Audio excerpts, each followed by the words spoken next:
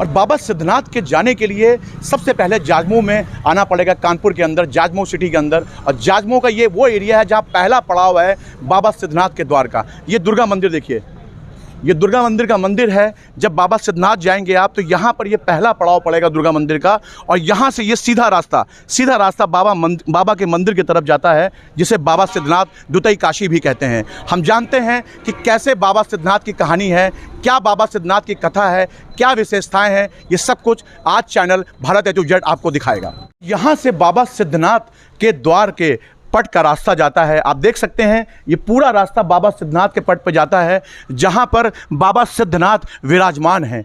आज उनकी सारी कथा, सारी चीज़ों के बारे में भारत A to Z बताएगा आपको। धीरे धीरे बनाना, बिल्कुल हिलाना हाथ।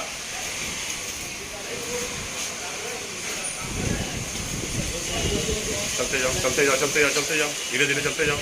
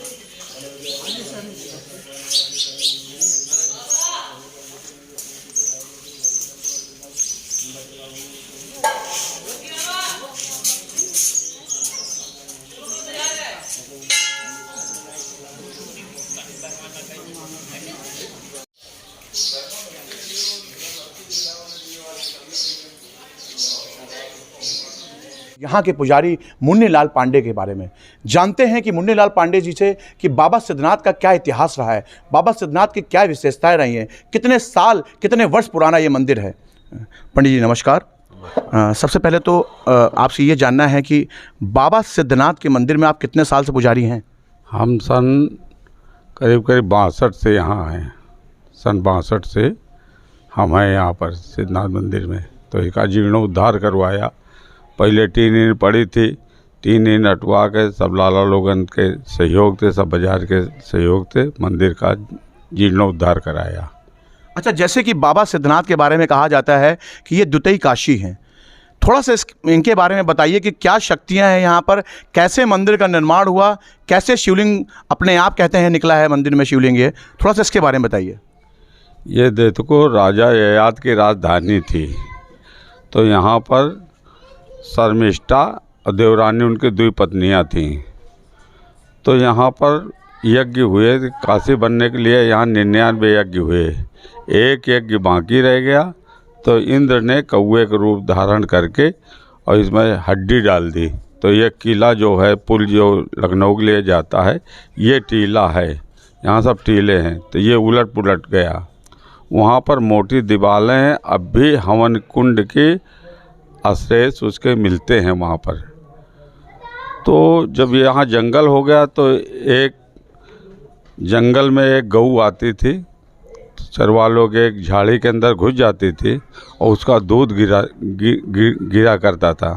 तो उन्होंने देखा इसका दूध कहाँ चला जाता, उन्होंने झाड़ी काटा तो ये मूर्ति। और इसको यज्ञ कराने आए थे ब्रह्मा जी के पुत्र सनत सनंदन संत कुमार। तो वो अपने बालू की शिवलिंग बना के पूजन करते थे। वो ये सिद्धनाथ जी की मूर्ति है ये। तो वो झाड़ी काटी तो देखा वहाँ पर कि एक शिवलिंग है। तो किसी ने चबूतरा बना दिया, किसी ने कुछ किया, किसी ने कुछ किया। तो ये ब्रिटिश गवर्नमेंट के समय में सुनते हैं हम, निश्चित नहीं बता उस समय ये मंदिर बनवाया गया ब्रिटिश गवर्नमेंट के समय। लेकिन ये तो मंदिर की कथा बहुत पुरानी है। लगभग कितने साल ये कथा होगी जब ये शिवलिंग दिखा, जब यहाँ पे राजा थे, जब किला उल्टा, और आज भी जो ऐसा आप बता रहे हैं कि हवन कुंड के यहाँ पे जो है पिलर्स नज़र आते हैं पहाड़ों के बीच में कहीं, ये कितने साल पुरानी बात होगी? अब इसको तो हम नहीं बता सकते हैं कितनी पुरानी है, लेकिन अनादिकाल का है ये मंदिर, आज का नहीं है। मंदिर मूर्ति अनादिकाल की है। मंदिर तो बीच में 200 1500 साल पहले बना होगा, इसको तो हम बता नहीं सकते कब बना है और कोई नहीं मूर्ति जो है अनादिकाल की है, मतलब कि कितने साल कितने वर्ष बीत चुके हैं ये किसी को अंदाज़ा नहीं है कि अपने आप बाबा शिव यहाँ विराजमान थे। और जैसा कि आपने बताया कि ब्रह्मा जी के पुत्र यहाँ पर सनत सनंदन संत कुमार जी, सनत सनंदन संत कुमार वो आए थे यज्ञ कराने। अच्छा, वो अपनी पूजन पार्थिव पूजन करते थे बालू का लिंग बना के, वो ये मूर्ति है। तो मूर्ति कब मिली इसका विवरण कुछ नहीं है, मंदिर कब बना इसका कोई विवरण नहीं है। चौकट पर बन जाती है बिगड़ी बात बाबा, जय हो जय हो जय हो तेरी सिद्धनाथ बाबा। आज मैं एक ऐसे वक्त के साथ हूं जिन्होंने बाबा सिद्धनाथ की आरती लिखी है, जिन्होंने यहां पर बाबा सिद्धनाथ के बारे में बताया है। नमस्कार दोस्तों, मैं हूं दिवाकर पाठक भारतीय ज्वेलर्स से और आज मेरे साथ विनोद गुप्ता जी हैं। विनोद गुप्ता जी, चैनल से जुड़ने के लिए पहले तो बहुत बहुत धन्यवाद। और दूसरी सबसे बड़ी चीज़ कि बाबा सिद्धनाथ के दर्शन करने तो हज़ारों भक्त जाते हैं यहाँ पर, आप भी जाते हैं बाबा सिद्धनाथ के दर्शन करने। ऐसा क्या दिमाग में आया कि आपने बाबा सिद्धनाथ की आरती लिख दी और इतिहास रच दिया है? और बाबा सिद्धनाथ का नाम नहीं आता था किसी भी आरती में या किसी भी भजन में। तो मैं लेखक हूँ और कई विषयों पे मैंने कविताएं लिख रखी हैं, बेटी बचाओ पे, भ्रूण हत्या पे, और स्वच्छ भारत अभियान का गीत भी लिखा हुआ है जो काफ़ी पॉपुलर है। तो एक दिन हम ऐसे मंदिर में बैठे हुए थे तो एक बड़े मिश्रा जी हैं, उन्होंने बोला मुझसे, विनोद यार गाने सब बजते हैं भोलेनाथ जी के और मगर उनका नाम कहीं नहीं आता है। तो बस उस दिन से मेरे मन में आया कि कुछ ऐसा लिखना है, प्रयास करना है जिसमें बाबा का नाम आए। तो मैंने प्रयास किया तो, और इत्तेफाक की बात बाबा की इतनी कृपा थी कि एक ही रात में वो पूरा सब तैयार हो गया और अगले दिन मैंने उनको सुनाया तो उनको बड़ा पसंद आया। फिर वहाँ के लोगों को सुनाया तो सब लोगों ने बहुत अच्छा कहा कि बहुत अच्छा है भैया, बाबा का नाम नहीं आता था, आपने कुछ ऐसा लिखा जिसमें बाबा का नाम आता है। तो लोगों ने मुझसे कहा कि एक बोर्ड बनवाइए और मंदिर के बाहर लगाइए। तो मैंने एक बोर्ड बनवाया, वहाँ पे मंदिर के बाहर टांग दिया। लोग आते थे अपने कैमरे से उसको फ़ोटो खींचते थे और ले जाते थे, और जो भी हमको देखता था और बोलता था कि भैया बहुत अच्छा प्रयास है आपका। तो वहाँ पे एक हार्दिक मिश्रा जी हैं जो बहुत अच्छे सिंगर हैं, अब काफ़ी फेमस सिंगर हैं। तो उन्होंने जब ये देखा तो उस बोर्ड में मेरा नंबर लिखा हुआ था, तो उन्होंने मुझे कांटेक्ट किया, बोले कि विनोद जी हम आपसे मिलना चाहते हैं। तो फिर मैंने कहा, उस समय अच्छा इत्तेफाक की बात है हम मंदिर ही में थे, हम उनसे बाहर मिलने गए। तो उन्होंने कहा विनोद जी अगर आपको एतराज़ ना हो तो इसको हम स्टूडियो ले जाएँ और पूरा सॉन्ग इसका बनाना चाहते हैं। तो हमने, मुझे क्या एतराज़ है, बाबा का नाम सब जगह गूंजेगा, तो मेरे लिए तो बड़ी खुशी की बात है। तो उन्होंने बहुत अच्छी तरीके से और बहुत अच्छी आवाज़ उनकी है, बहुत फेमस हैं वो हार्दिक मिश्रा जी। तो उन्होंने प्रयास किया और बाबा की कृपा थी कि ये गाना बहुत हिट हो गया। और अच्छा विनोद जी, जैसे कि आपने बाबा सिद्धनाथ की ये पावन आरती लिखी है जिन्हें बाबा द्वितीय काशी भी कहा जाता है, क्या इसके अलावा भी आपने किसी सब्जेक्ट पे लिखा है? क्या ये आपकी हॉबी है कि आप इसको साइड एक ऐसे एंटरटेनमेंट के लिए करते हैं? मेरा शौक़ रहा है शुरू से ही कविताएं शायरियाँ लिखने की, और मेरे काफ़ी दोस्त लोग बड़ा पसंद करते थे मुझे। तो जब लोग पसंद करते थे तो किन किन सब्जेक्ट पे आपने लिखा है, थोड़ा बताइए। शायद ही कोई ऐसा टॉपिक होगा जिस पे हमने नहीं लिखा होगा।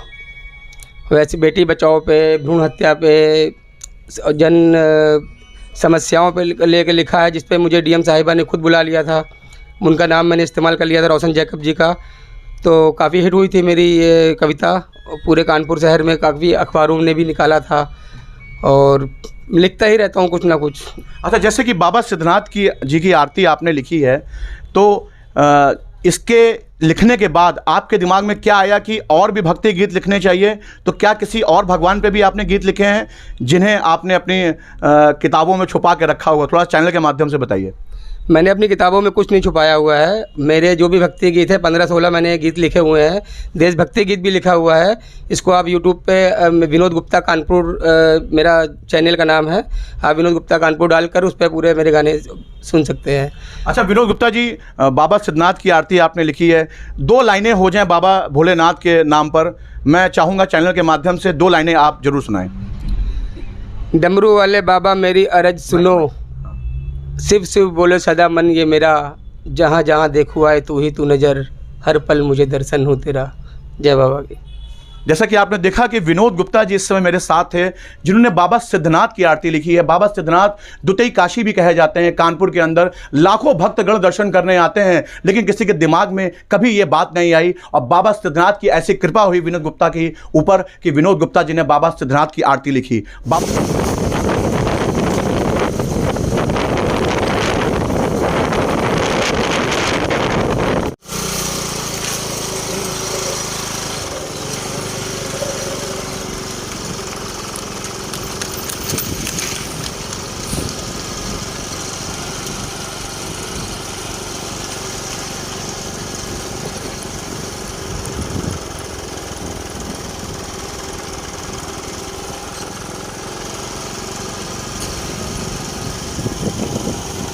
साथ कुछ यंगस्टर भक्तगण भी हैं, उनसे जानते हैं कि क्या अनुभव प्राप्त किया।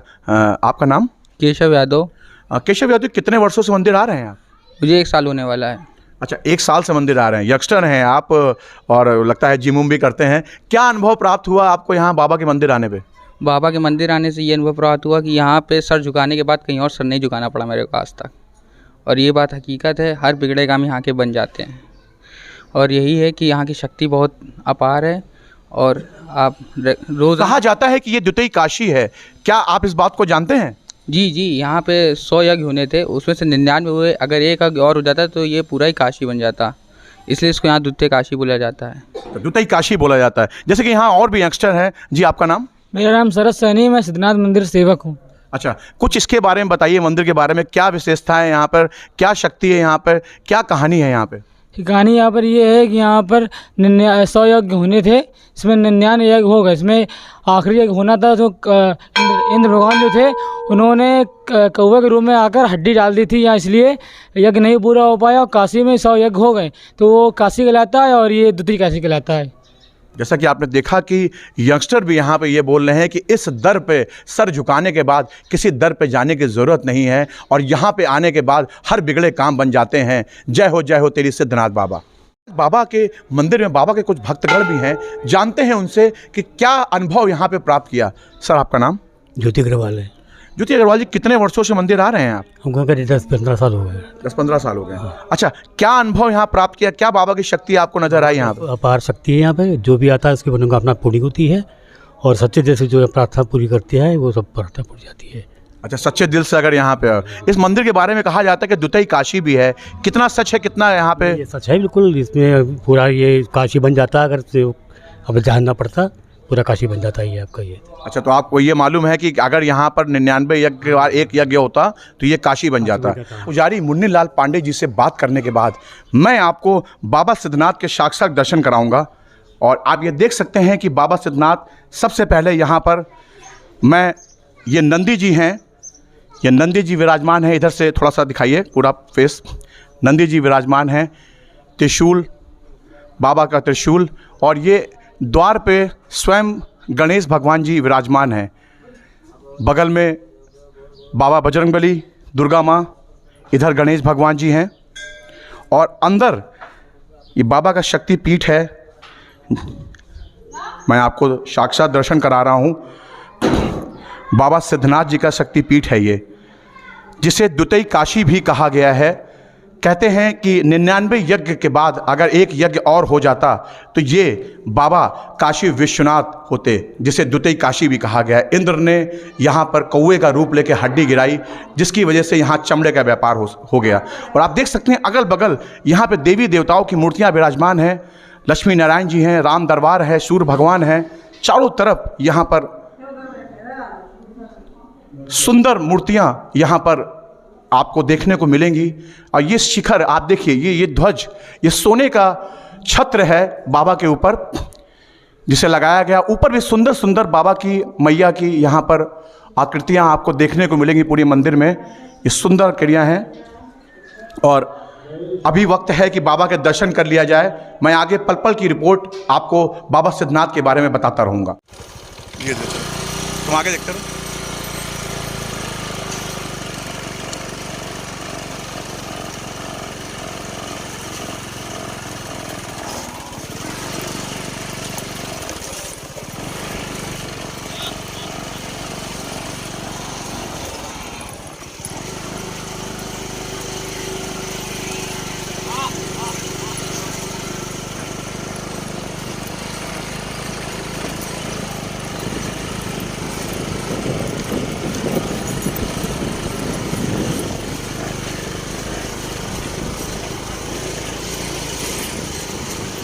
इस समय हम राम पहाड़ी की तरफ चल रहे हैं।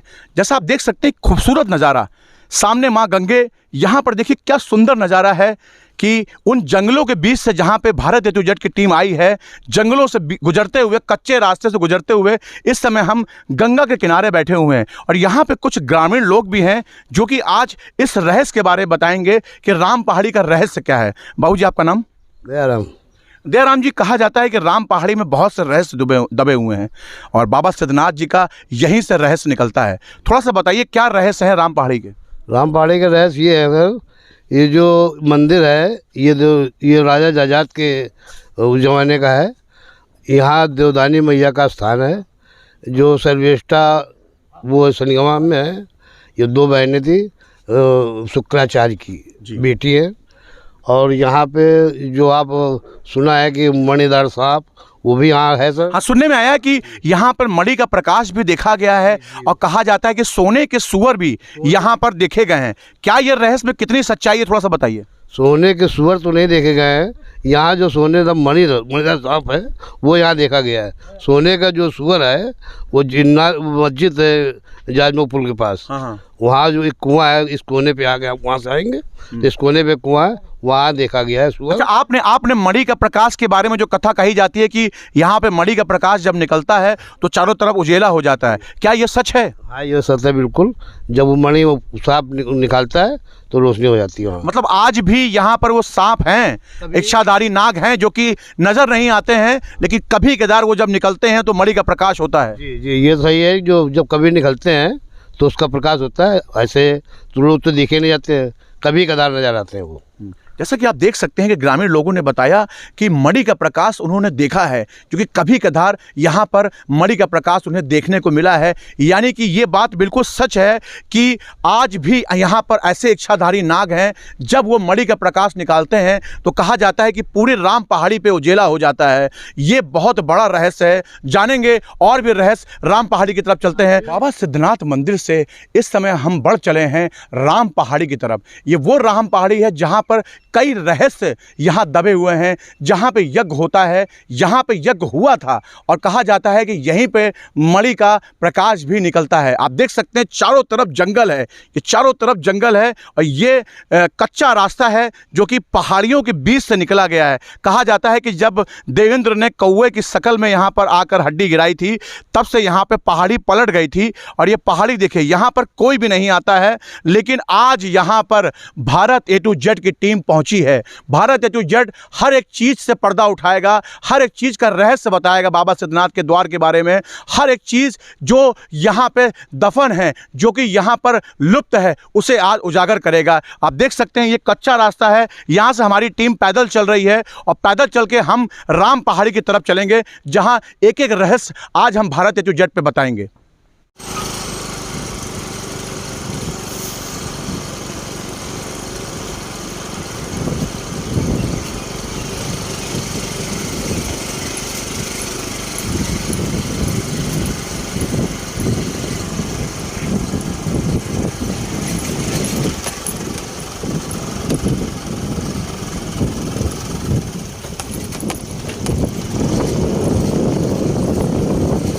यहाँ पे मारेंगे थोड़ी सी पिटी सी, ठीक है,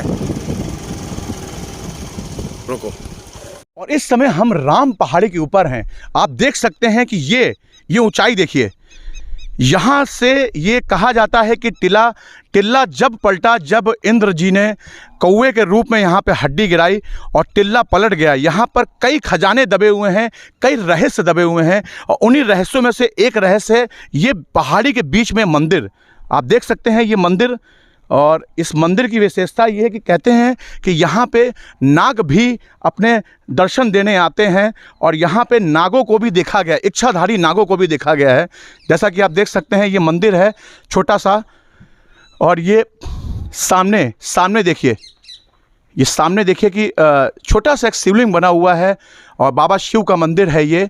लेकिन कहा जाता है कि यहाँ पर गांव वालों ने, क्षेत्रीय वासियों ने कई बारी यहाँ पे इच्छाधारी नागों को भी देखा है, जो कि मणि का प्रकाश यहाँ पर फैलाते हैं। जब मणि का प्रकाश फैलता है तो पूरी राम पहाड़ी पूरा उजेला हो जाती है, पूरी तरीके से जगमगा उठती है। ऐसे कई रहस्य जानेंगे और धीरे से हम बढ़ते हैं राम पहाड़ी के ऊपर। इस समय भारत A to Z की टीम पहुँच चुकी है और ये सिर्फ और सिर्फ भारत A to Z ही आपको दिखा रहा है बाबा सिद्धनाथ जी की इतिहास राज के बारे में, जिन्हें द्वितीय काशी भी कहा गया है, उनके हर एक राज से पर्दा उठाएगा आज भारत एजुकेट की टीम, और सारी चीज़ें आपको बताएगा कि कैसे बाबा सिद्धनाथ जी सिद्ध हुए, क्या क्या इनकी राज हैं, क्या क्या विशेषताएं हैं। आज भारत एजुकेट हर एक मोड़ पे आपको लेके आया है, और आप देख सकते हैं इस समय मैं भारत एजुकेट टीम के साथ पूरी हूँ, और मैं नीचे उतर रहा हूँ इस समय।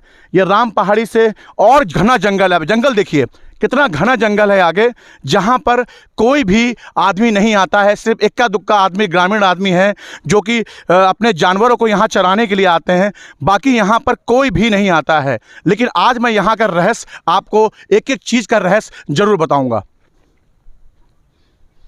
इस समय में मैं यहाँ पर राम पहाड़ी पे मौजूद हूँ। ये सामने का एरिया कहा जाता है राम पहाड़ी, और ये पीछे का एरिया लक्ष्मण पहाड़ी कहा जाता है, और नीचे एक ढलान गई है देवदानी मैया की, मैं उन्हें भी दिखाऊंगा। यहाँ पे कुछ ग्रामीण लोग और भी यहाँ पर हैं जो कि जानवरों का यहाँ पर अपने जानवरों लेके आते हैं, उनको चराने के लिए आते हैं। जी आपका नाम क्या है? रमेश। रमेश जी, यहाँ के बारे में रहस्य क्या है, थोड़ा सा बताइए। इस समय मैं राम पहाड़ी पे हूँ। राम पहाड़ी किधर है, थोड़ा सा बता सकते हैं? ये क्या है? अच्छा, ये पूरी राम पहाड़ी है, और ये लक्ष्मण पहाड़ी कही जाती है। और देवदानी मैया किधर है? ये सामने है। अच्छा, देवदानी मैया नीचे हैं, नीचे ढलान पे। क्या क्या कथा है कि यहाँ के बारे में थोड़ा सा बताइए। यहाँ प्रसिद्ध देवी हैं ये भाई। अच्छा। हाँ, ये जो है बहुत महत्वपूर्ण है दरबार इनका, और आज से नहीं बुजुर्गों से चली आ रही राजा हैं। यहाँ आते थे जाते थे, मतलब राजा हयात की हाँ, ये बेटी हैं, हाँ, देवदानी मैया। देवदानी बीबी हैं। अच्छा अच्छा, तो देवदानी मैया के बारे में क्या कहानी है, थोड़ा सा बताएंगे आप? देवदानी शुक्राचार्य की बिटिया है। शुक्राचार्य की बेटियां हैं। अच्छा, कहते हैं 2 बेटी थी उनकी? नहीं, हम तो एक ही सुना। अच्छा, ये देवदानी मैया शुक्राचार्य की बेटी हैं, जो कि क्या देवदानी मैया का मंदिर यहाँ जो बना है वो पीछे शुक्राचार्य का आश्रम है। वो स्वामेश्वर का मंदिर है। अच्छा, स्वामेश्वर का मंदिर है, शुक्राचार्य का आश्रम है, और उन्हीं की बेटी हैं। जैसा कि आप देख सकते हैं कि ग्रामीण लोगों ने बताया है कि शुक्राचार्य की बेटी थी, पीछे शुक्राचार्य का आश्रम भी है, उन्हीं की बेटी देवदानी मैया है, जिनका यहाँ मंदिर है, यहाँ नीचे ढलान पे। इस समय मैं राम पहाड़ी पे हूँ, भारत एजुकेट की टीम इस समय राम पहाड़ी पे पहुँची है, और आपको यहाँ के सारे रहस्यों के बारे में बताएगी। जैसा कि उस तरफ लक्ष्मण पहाड़ी है, इस तरफ राम पहाड़ी है, और ग्रामीण लोगों का ये भी कहना है कि यहाँ पर मणि का प्रकाश देखा जाता है, जो कि बहुत कम है, लेकिन देखा जाता है कि जब बारे में बताइएगा, गुफा के अंदर कौन बैठे थे, किन्होंने तपस्या करी, ठीक है, जो मुनि के बारे में बताइएगा, ठीक है, देवदानी मैया का दिखाइएगा मंदिर, सारी चीजें। स्टॉप। इस समय मैं राम पहाड़ी पर हूँ, देवदानी मैया के मंदिर पे। कहा जाता है कि शुक्राचार्य की बेटी थी देवदानी मैया, और ये आप छोटी सी मूर्ति देख रहे हैं, ये आप जो ये पत्थर रखे हुए हैं, इन्हीं को पूजा जाता था पहले। इनकी कोई आकृति नहीं थी, सिर्फ ये पत्थरों को पूजा जाता था, छोटे छोटे पत्थर रखे हुए हैं।